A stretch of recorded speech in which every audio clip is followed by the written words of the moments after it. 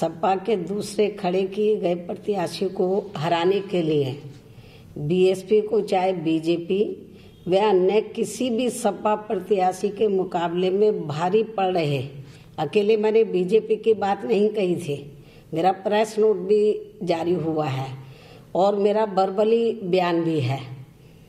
तो मैंने इनके ये जो दलित विरोधी कृत्य थे तो उसका जैसे को तैसा जवाब देने के लिए यूपी में जल्द ही आगे होने वाले एमएलसी के चुनाव में सपा के दूसरे खड़े किए गए प्रत्याशी को हराने के लिए बीएसपी को चाहे बीजेपी व अन्य किसी भी सपा प्रत्याशी के मुकाबले में भारी पड़ रहे एमएलसी के प्रत्याशी को यदि वोट देना पड़ता है तो हम जरूर देंगे, लेकिन सपा के दूसरे खड़े किए गए एमएलसी के प्रत्याशी को हम किसी भी कीमत पर जीतने नहीं देंगे और इस पर बीएसपी अभी भी कायम है। अपने इस बयान पर बीएसपी अभी भी कायम है। हालांकि मेरे इस बयान को खासकर कांग्रेस व सपा आदि के लोग अपने राजनीतिक लाभ के लिए इसे काफ़ी गलत तरीके से भी प्रचारित कर रहे हैं, मुझे ये मालूम हुआ है, ताकि यहाँ खासकर मुस्लिम समाज के लोग बीएसपी से अलग हो जाएं। और ये जो यूपी में 7 विधानसभा की सीटों पर बाई इलेक्शन हो रहा है,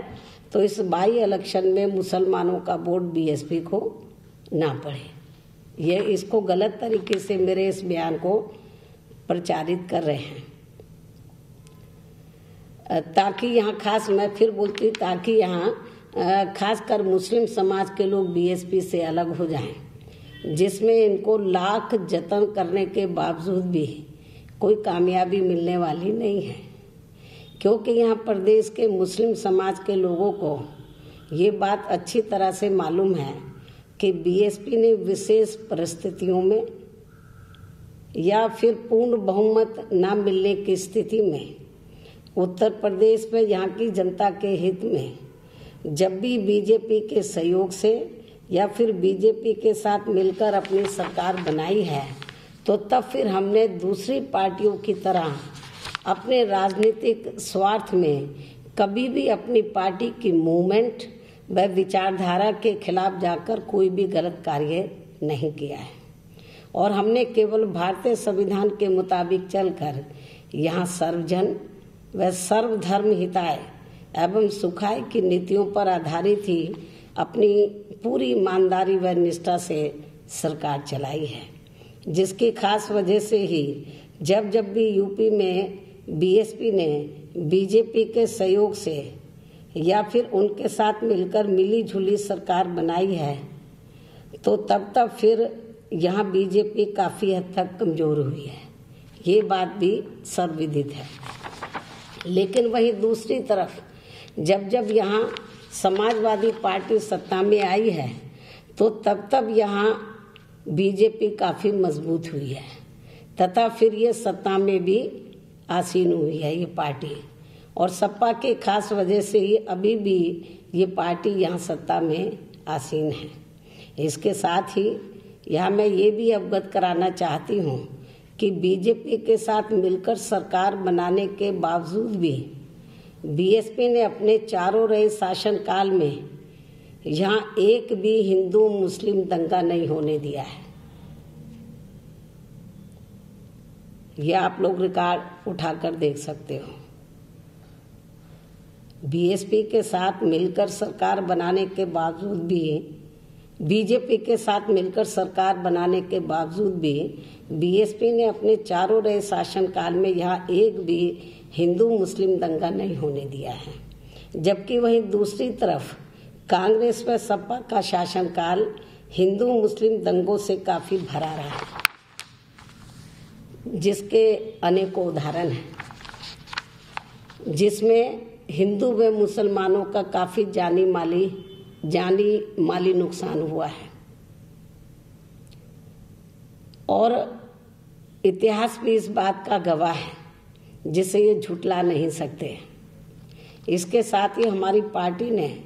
अपने चारों रही सरकारों में मुसलमानों को भी हर मामले में उनकी आबादी के हिसाब से उन्हें उचित प्रतिनिधित्व भी दिया है, चाहे वो जनरल इलेक्शन हो या बाई इलेक्शन हो। अभी यूपी में 7 सीटों पर बाई इलेक्शन हो रहे हैं, तो 7 में से हमने 2 टिकट मुस्लिम समाज के को दिए हैं। और इतना ही नहीं, बल्कि हमने यूपी में चाहे अकेले अपने बलबूते पर अपनी सरकार बनाई है या फिर बीजेपी के सहयोग से या उनके साथ मिलकर भी सरकार बनाई है, तो हमने यहाँ मुस्लिम समाज का भी किसी भी मामले में कोई भी नुकसान नहीं होने दिया है। वैसे तो हमने सर्व समाज के हितों का पूरा ध्यान रखा है, लेकिन हमने यहाँ खासकर मुस्लिम समाज का भी किसी भी मामले में कोई भी नुकसान नहीं होने दिया है। और इसके लिए हमने अपनी सरकार तक की भी कुर्बानी दे दी है, जो ये सब जग जाहिर है। और इस संदर्भ में यहाँ मैं उन्हें ये भी याद दिलाना चाहती हूँ कि जब सन 1995 में मेरी पहली बार बनी सरकार के दौरान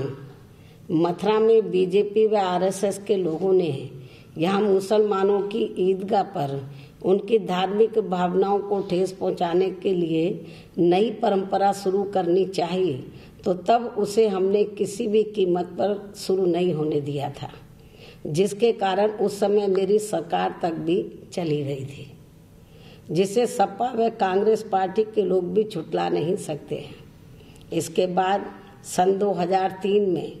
बीएसपी व बीजेपी गठबंधन की बनी सरकार में जब बीजेपी ने कुछ समय के बाद देश में होने वाले लोकसभा आम चुनाव में बीएसपी के साथ गठबंधन करके ये चुनाव लड़ने का हम पर दबाव बनाया था, तो तब फिर हमारी पार्टी ने उस समय उनको यही कहा था कि बीएसपी की विचारधारा सर्वजन व सर्वधर्म हिताय एवं सुखाय के साथ ही पूर्ण रूप से धर्मनिरपेक्षता के आधार पर आधारित है।